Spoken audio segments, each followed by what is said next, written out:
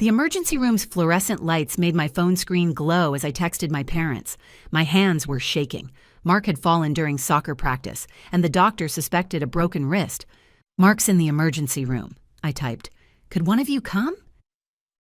10 minutes passed before Mom's reply appeared. "We're busy with Margaret's promotion dinner. Can't you handle it yourself? He's probably just being dramatic again." Dramatic again. My 10-year-old son with his arm bent at an unnatural angle. Something inside me, something that had been bending for years, finally snapped. I stared at the message until the screen went dark. Then I opened my banking app and canceled all the automatic payments.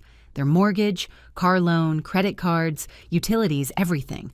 All set up on my account years ago when they claimed they needed just a little help with the bills, which had somehow become permanent arrangements.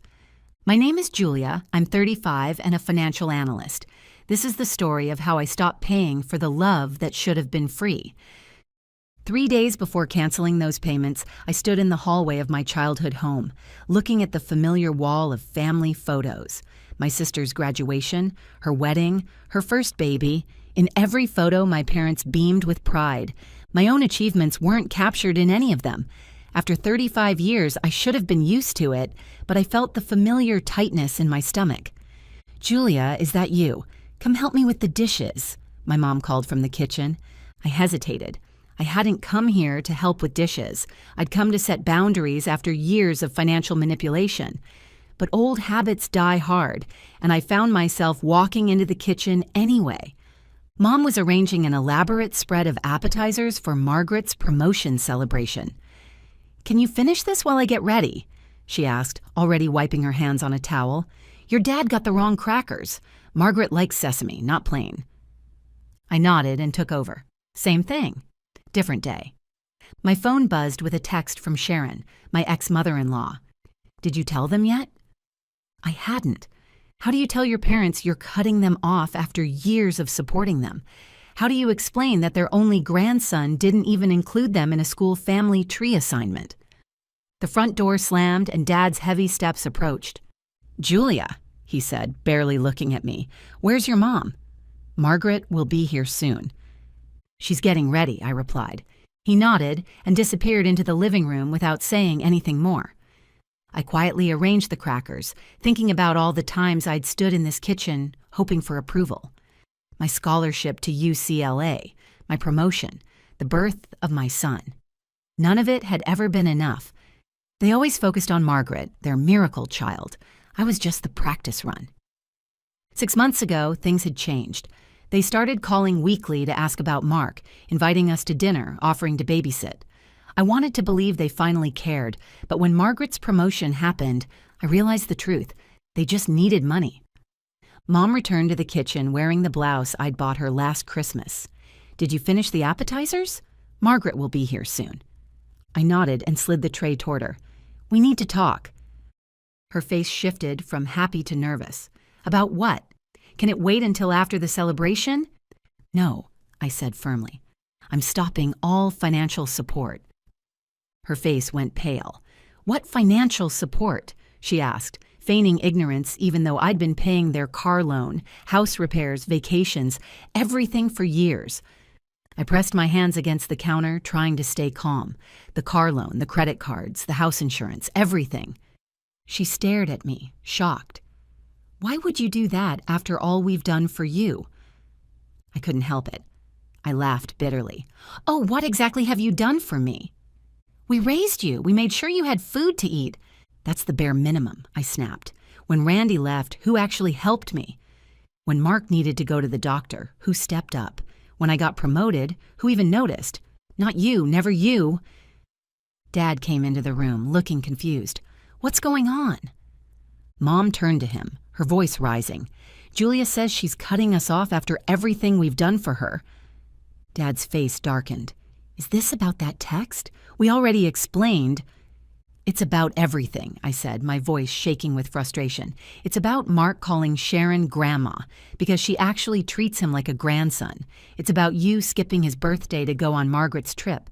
It's about me needing emergency surgery and you refusing to pick up your own grandson because Margaret had a dinner party to attend." The memory of that night came flooding back. I'd been rushed to the emergency room for appendicitis, doubled over in pain. All I could think about was Mark alone at after-school care. "Can't Randy pick him up?" Mom had said when I called, clearly annoyed. I could barely explain that Randy wasn't even in town. "We can't leave now. Margaret would be upset," Mom had said. Then the words that sliced through me, "and he's just so much work. Sometimes he's a burden." My own child, a burden. But Sharon had dropped everything. She'd picked up Mark and stayed with me at the hospital. That was when I realized the difference between obligation and love, between family and true family. Dad spoke again. "You're overreacting. We couldn't leave Margaret's dinner. You know how important it was to her." More important than their grandson, more important than me going into surgery. "I'm done," I said, my voice firm. "No more money, no more pretending. You don't get to use me when it's convenient and ignore me when it's not." Mom's face crumpled, not with guilt, but with calculation. "The car payment's due soon, and your father's medication." They could ask Margaret. Her new salary could cover it. Or they could finally use their retirement savings, which they'd been hoarding while I paid for everything else. It's not my problem anymore. At that moment, Margaret's voice called from the front door. "Mom, Dad, I brought champagne." It was time for me to leave. I grabbed my purse from the counter. "Julia, wait!" My mom's voice was desperate. "You can't do this to us." But I could, and I was. I walked past Margaret in the hallway. She looked confused. "Julia, I didn't know you were coming to my celebration." "I wasn't," I said. "I came to take back the last bit of care I had for people who never really saw me." I forced a smile. "Congrats on your promotion." Margaret's success wasn't the issue. It was how our parents had always treated us differently. Margaret looked unsure for a moment. "Thanks. Are you leaving already?" I nodded quickly, not trusting myself to speak. Let them figure things out. Let them face the consequences of their actions. The drive home felt surreal. Tears filled my eyes, but they weren't from sadness. They were from relief. The heavy burden of trying to earn love from people who should have given it unconditionally had finally lifted. Mark was at Sharon's house. My ex-mother-in-law had sent me pictures. Mark covered in flour, smiling, completely happy. Real love. No strings attached. Family isn't about blood, it's about the people who stay and make you feel accepted. 3 days later, I sat in the emergency room, watching the doctors put a cast on Mark's arm. My phone buzzed with another text from Mom. "Julia, please reconsider. We need you." I turned off my phone and focused on my son. "How are you feeling, buddy?" "It hurts," he said, his eyes wet with tears. "But I was brave, right?" "The bravest," I assured him, squeezing his good hand. The doctor approached with discharge papers. "He's all set. Just follow these care instructions, and we'll see him in 6 weeks to remove the cast." As we walked to the car, Mark looked up at me. "Can we still go to Grandma Sharon's on Sunday? She's making spaghetti." "Of course we can," I promised. "Nothing's going to change that." And I meant it. Nothing would change the family we had built, the one based on love, not obligation. 3 months passed with no calls, no messages, just silence. Then one Tuesday afternoon, my phone lit up with a call from my mom. Though I had blocked her number after the emergency room incident, she was calling from my father's phone, which I hadn't blocked yet. I almost ignored it, but curiosity won out, and I answered. "Julia," she said, sounding stiff, "we need to talk about this situation." "The situation," I repeated. "Financial struggles," she said, without my help. "Nothing to discuss." There was silence. Then her voice turned bitter. "Margaret won't help us. She says we need to learn to manage our money. The car got taken away yesterday and the mortgage is 2 months behind." "Not my problem anymore." "I'm sorry to hear that," I said, though a part of me still felt sorry for them, as if it was my responsibility to make sure they were okay. "You can't just leave us like this. We're your parents." "Blood doesn't equal emotional support," I said. "You never truly played the role of parents. I have to go. Mark has soccer practice." "Julia, don't—" I hung up and blocked her number. And then, realizing she'd called from Dad's phone, I blocked that number too. I wasn't going to leave any channel open for manipulation. Across the kitchen, Mark was working on his school project, a family tree. "How's it going, kiddo?" I asked, leaning in. At the top, he had drawn Sharon and Brian, labeling them Grandma and Grandpa. Below them were Mom and Dad under my name, and Randy's. At the bottom, himself. No Margaret, no my parents. "Is this everyone in our family?" I asked gently. He nodded, completely sure. "These are the ones who love us." Simple, honest, true. 1 week later, my phone rang. It was Margaret, rare because we didn't talk much, maybe twice a year. Our conversations were polite but distant. Her number wasn't blocked since I had no reason to cut her off completely. "What did you say to Mom and Dad?" she asked, her voice sharp. "They're falling apart over money." I kept it simple. No more financial help. They have their favorite now. She can help. There was a long silence. They think you're being cruel, that you're getting revenge for the past. But was it cruel to stop draining myself for them? Was it revenge to hold them accountable for years of neglect? "I'm not punishing anyone," I said. "I'm just done pretending." Margaret sighed, a sound full of weariness. "They're never going to change. You know they've always been like this." It was the first time she'd admitted the truth, a rare moment of understanding. She had always been the favorite, and I had always been left behind. "I know they won't change," I said, "but I have." There was a pause. "Good for you." Those simple words were perhaps the most genuine thing she had said to me in years. After we hung up, I thought about Margaret. Did being the favorite child come with its own struggles? Maybe. She had her reasons for pushing me away, just like I had mine. We had both been forced into roles we didn't choose. Later that night, after Mark fell asleep, I sat on the back porch with a glass of wine. A cool breeze touched my skin as I thought about inheritance. Not money, but emotional inheritance. The beliefs passed down about love, worth, and family. My parents had their own scars, believing love had to be earned and that children owed something to their parents. But cycles don't have to keep repeating. We can change them. Mark would inherit something different from me. The truth that love isn't a trade, that family is about choice, and that the most important thing is just being there. My phone buzzed with a message from Sharon.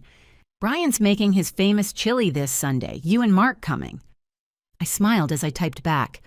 Wouldn't miss it. This was my legacy now. Not guilt, not duty, but choice. Connection. Love freely given and fully received. For the first time in my life, I felt abundant in the things that truly matter. Looking back, I could finally see the pattern clearly. My constant struggle for approval, my desperate desire to be noticed. My worth had always been tied to their approval, or the lack of it. Every milestone, every achievement had been a silent plea. See me. Care about me. The walls of my childhood room had been covered in certificates, trophies, awards, all collecting dust while my parents cheered for Margaret at her games and performances. When I got a full scholarship to UCLA, Dad barely reacted. "California's too far. Who's going to help your mother?" Not Margaret. Never Margaret. She was too busy being the center of their world. I went anyway. I worked through school, built a career, and reached a point where I didn't need help from anyone. Then I met Randy, charming, confident Randy, who made me feel like the most important person in the room. His family accepted me right away. They made me feel heard and valued. Sharon called just to check in. Brian showed me how to change the oil in my car. It was so different, this easy acceptance. When we got married, my parents complained about everything, the venue, the date, the menu. Margaret, my maid of honor, looked bored during the ceremony. My parents left early because Margaret had an appointment the next morning. Randy's parents stayed until the end, helped clean up, and treated me like I was already part of their family. When Mark was born, things should have been different. He was their first grandchild, but they visited once, briefly. Mom held him awkwardly before handing him back.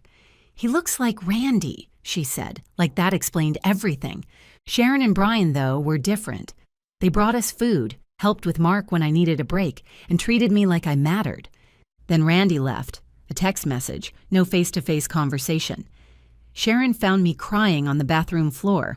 She packed a bag for Mark, took us both in, and stayed with me while I tried to figure out my broken marriage. My parents? One phone call. Mom's tone had been almost satisfied. Men don't appreciate women who focus on their careers. I warned you. As if my ambition had been the problem. Like I deserved to be left behind. The way Randy fought for money but didn't care about custody was harsh. He wanted freedom without responsibility. Sharon and Brian were stuck in the middle, torn between loving their son and being disappointed by his choices. "You're still family," Brian had said, firm and certain. "That doesn't change. Mark is our grandson and you're his mom. It's simple." Simple for them, but not for my parents. Eventually, as legal bills piled up and being a single mom with a full-time job became too much, I turned to my parents for help. Just temporarily. Just until things got better. My dad grudgingly wrote me a check. "It's small.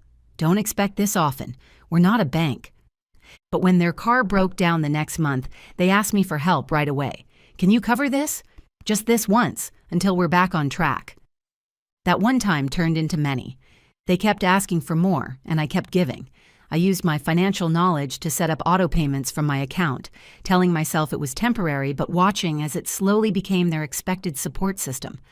I held on to a foolish hope that if I just gave enough, maybe they'd finally care about me like they cared about Margaret. It was pathetic, transparent, desperate. But I couldn't stop, not until I finally realized the truth. It had never been love. It had been an exchange. And my financial help had just been buying their temporary attention, not their affection, not their real care. That realization hurt. But in that pain, I found freedom. I didn't need to prove I deserved love anymore. I already had it. From Mark, from Sharon and Brian, from friends who cared, from people who respected me. I had found a family of my own, not the one I was born into. 6 months after cutting off financial ties, 3 months since that call with my mother on my father's phone, I was finally understanding what true freedom was. Not just being free from obligation, but from the need for approval from people who couldn't give it. My worth was never about their recognition. I had always been enough. They just failed to see it. Mark ran into the kitchen, snapping me out of my thoughts. "Mom, Grandma Sharon says she's making spaghetti tonight. Can we go?" Grandma Sharon, a title earned through love, not blood, through care, through countless small acts of kindness. "Of course, buddy. Grab your shoes." As he raced to the door, I felt a deep appreciation for this strong, bright child, for the family we had built based on choice, not obligation, for the wisdom that hardship had taught me. Sometimes the best lessons come not from what we inherit, but from what we learn through pain. From breaking cycles, from trying to do better. My parents had taught me exactly what kind of mother and person I would never become, and for that, I was strangely grateful. As I drove to Sharon and Brian's house with Mark chatting excitedly beside me, I felt something shift inside. The journey from needing approval to finding peace, from seeking validation in others to finding it in myself. It was complete. The weight of family expectations, emotional debts, old patterns. They had been too much to carry, but now I had let them go. And what remained was something lighter, purer, all mine. Family, love, belonging. Not transactions, not obligations, not desperate attempts to prove my worth, but choice. Intentional. Grounded in the quiet certainty that, finally, I was exactly where I was meant to be.